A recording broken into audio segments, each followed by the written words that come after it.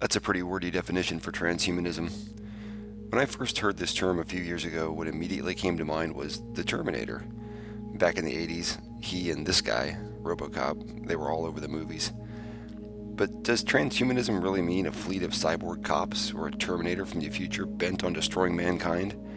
No. Transhumanism is, according to one of many definitions, a belief that humans should strive to transcend the physical limitations of the mind and body by technological means. That sounds a bit crazy, right? Well, is it so crazy that it's not realistic? Not for everyone. This is a belief and philosophy that has gained a lot of traction over the past decade, so much so that big tech and big money have gotten involved. The movement begs the question, why would we do such a thing? Well, that is what we're going to explore in this video. If the goal is transcending our human limitations, how are we going to get there? Well, how do we mere humans always end up getting where we don't want to be? One way is fear. Fear is an amazing motivational factor, and subtly introducing fear is a masterful way of making us want what we never thought we would. I wanted to go back and just briefly, because I think I wrote this down, that you said that artificial intelligence is the fundamental existential risk facing civilization. Did I get that close enough? In my opinion, it is the biggest risk that we face as a civilization is artificial intelligence. And so, the subject of my talk tonight is about something that is smarter than you are, artificial intelligence. In fact, a lot of people who work in artificial intelligence believe that artificial intelligence is 1,000 times smarter than we are. It will be moving at speeds that are 100,000 times as fast as we think, and it will be digesting information and data 1,000,000 times more than we can. And you can see more and more coming out. I think the robotics, you can see robots that can learn to walk from nothing, within hours, like way faster than any biological being.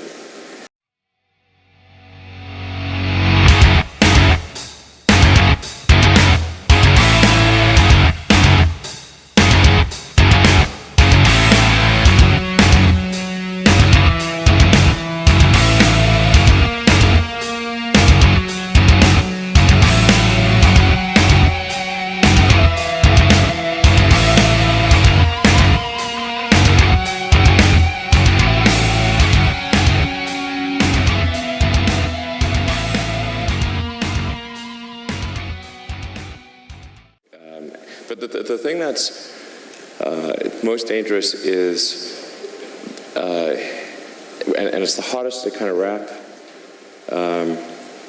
kind of get your arms around because it's not a physical thing, is kind of a deep intelligence in the network. He said, well, what harm could a deep intelligence in the network do? So, well, it could start a war by doing fake news and spoofing email accounts and fake press releases, and just by manipulating information. The pen is mightier than the sword. Did you see the fear? Don't get me wrong, this is all very, very real, and AI, I believe, is a very dangerous thing. The fear factor, though, is how they present it to us, and what their ultimate goal is, to save us from it. They're claiming that AI is already smarter than we are, that AI writes its own code and we can't even comprehend how to decode it at this point. Robots can walk, talk, and apparently ride a bike better than we can. AI can start a war. So what are we going to do about it? Well, we'll get to that in a bit, but first let's look at another form of fear they have subtly introduced to us over the last decade: identity theft. And I was going to the grocery store, and my phone just started to go off. One friend's message stood out to Nicole Ortiz. It said that the police are looking for you. My first, reaction is like, what are you talking about? Ortiz then read the article showing her name and Facebook profile picture in connection to an online rental scam. She called the police and then a lawyer to work to clear her name. We got GPS information from her phone showing where she was on the day in question.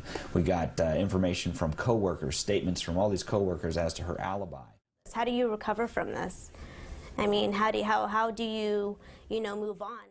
This is an extreme case. Someone literally took on a whole new identity, making fake IDs and then living a fake life at the victim's expense.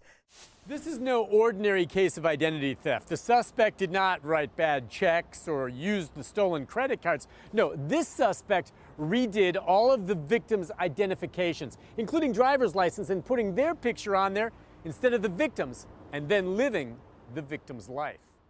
We went to the DMV and used my information to get a new identification card made, but with her picture on it, but with my information.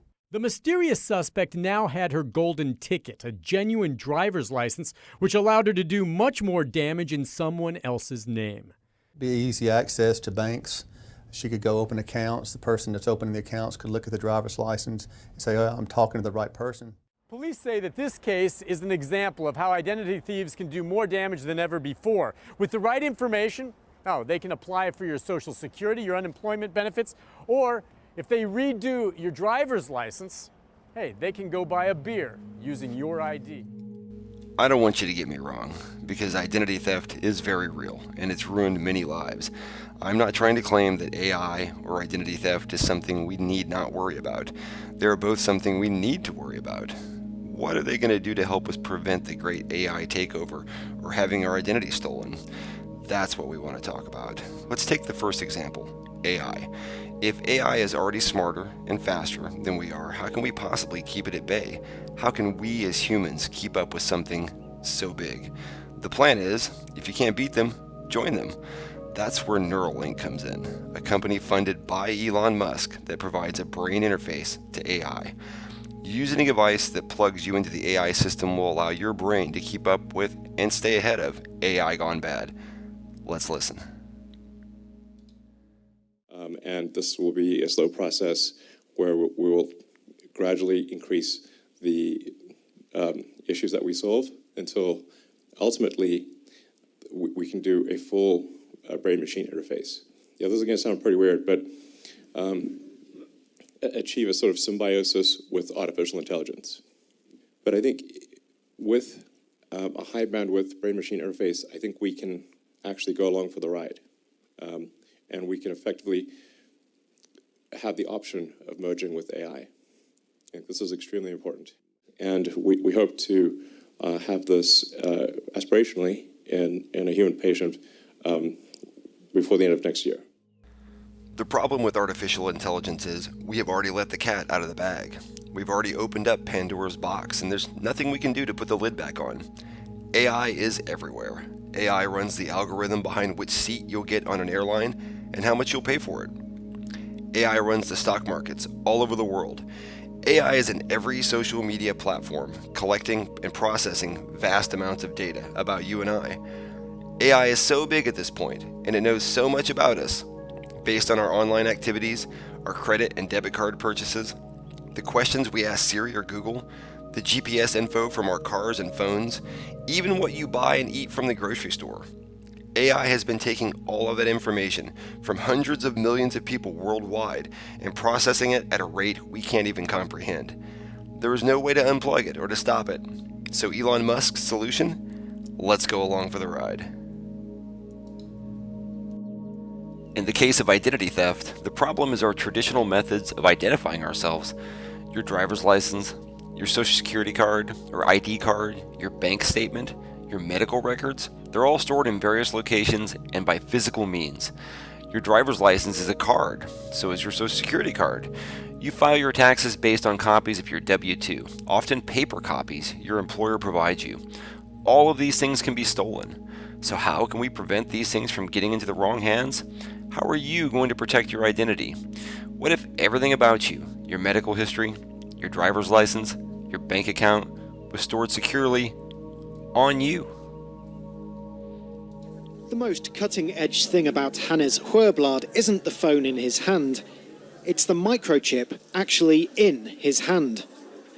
The tiny implant is the latest advance in a biohacking technology that is steadily becoming a part of normal life in Sweden. We have created a new implant, which is not a chip, it's a full device where you can add different lights, different vibration, different functions. Sweden is a very tech-literate society. And I think this is the main explanation, really, why a lot of Swedes are adopting chip implants. Swedes haven't been shy about upgrading themselves with the new version. Thousands already have microchip implants that they use in their daily lives, waving their hand to gain entrance to the gym, confirm their ID or make payments. A short moment of pain not putting them off becoming part Swede, part machine. I think it's really cool. You don't have to carry any keys or anything. It's just your body.